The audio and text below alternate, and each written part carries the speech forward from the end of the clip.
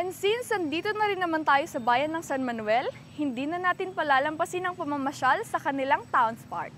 Welcome to Doña Carmen's Park! And with its natural scenery, talaga namang fresh na fresh ang inyong mga postings sa social media. Tara, pasyal tayo!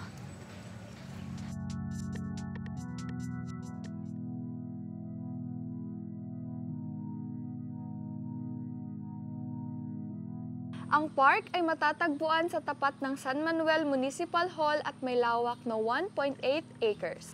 Ipinangalan ang park na ito sa asawa ng former municipal mayor na si Dr. Loriano S. Perez. Nag-start po yung renovation sa administration po ni Mayor Kenneth Marcos Perez. So, as early as 2020, during the pandemic at saka pagkatapos po ng pandemic, i-start na po na i-renovate tong ating Doña Carmen's Park.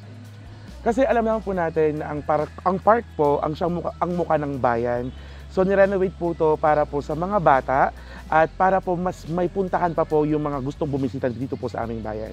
Yung changes po na nangyari is sobrang mas napaganda po siya, mas pinupuntahan po siya ngayon, at saka mapapansin niyo po yung ambience po dito is talaga pong very relaxing, at saka nagiging venue po ito tuwing December sa kantahan at sayawan sa plaza. Then meron din po kami mga buskers, nagiging venue rin po siya for Zumba, nagiging venue rin po siya ng mga iba't ibang mga activities ng mga bata such sayawan, kantahan, ganun po. Pwede rin po mag-picnic dito pero siguraduhin lang po natin na clean as you go. Historical ang park na ito dahil naging saksi siya sa kasaysayan ng bayan during the Japanese-American War. Magpi-playground tayo. Diba? Ganda? Ang ganda ng playground.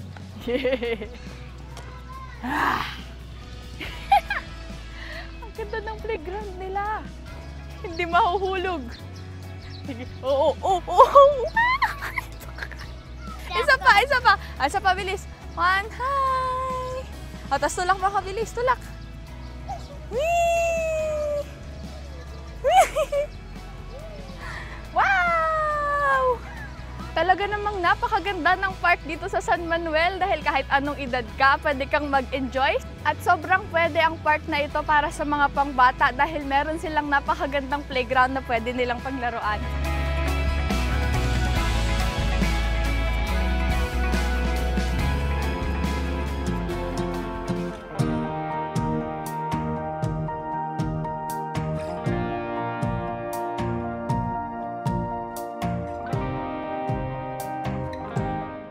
At dito sa parking ito na rin nila itinayo ang kanilang National Child Development Center para mas accessible sa mga bata at sa mga volunteers na galing munisipyo.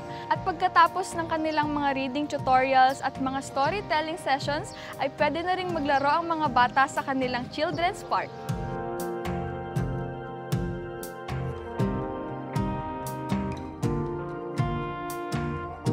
Sa kagustuhan ng bayan na maibalik ang interes ng mga bata sa pagbabasa, ang The Hook on Books Library na sponsored by the Links Foundation ay na-launch noong August 21, 2023 sa Nara Elementary School. Napili naman ang Barangay Nara na lokasyon nito dahil sa involvement ng community ng barangay. Ngayon nga ay dinadayo na ito ng mga karatig bayan for benchmarking. Ang project po namin is yung Basa para sa Bata program po. So, nag-start po kami nung June 10 po. Ang schedule po namin is tuwing Monday, Wednesday at Friday po, 9 a.m. to 11 a.m. po. So, tinuturuan po namin yung mga students, yung mga hindi po masyadong magaling magbasa or yung mga interested students din po na willing mag-participate sa program po namin. Based po sa na-observe po namin ay nag-improve naman po yung mga kabataan na nag-participate sa project po namin na Basa para sa Bata program po. Tumatanggap din po kami ng mga used books po sa mga willing po na mag-donate para po may mga gagamitin pa po ang mga students dito po sa Nara Elementary School po. Ang future plans po namin is ipagpapatuloy po namin kung ano man po yung nasimulan namin at willing po kaming i-assess po yung mga students na turuan silang magbasa kahit na hindi po kami professional teachers, kahit na students lang din po kami.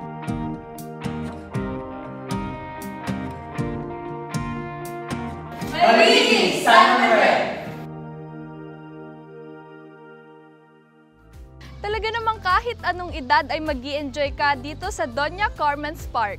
Dahil sa napaka-relaxing na ambience nito na swak sa family bonding, magtutropa o pwede ring magjowa. At plus, meron pa silang park na pwede sa mga bata at sa mga isip bata. Hi! Tara, slide. 1, 2, 3, go! Wow! Aray ko! Kaya ano pang inaantay mo? Sa susunod na pasyal mo, isama na ang Doña Carmen's Park sa mga bibisitahin mo.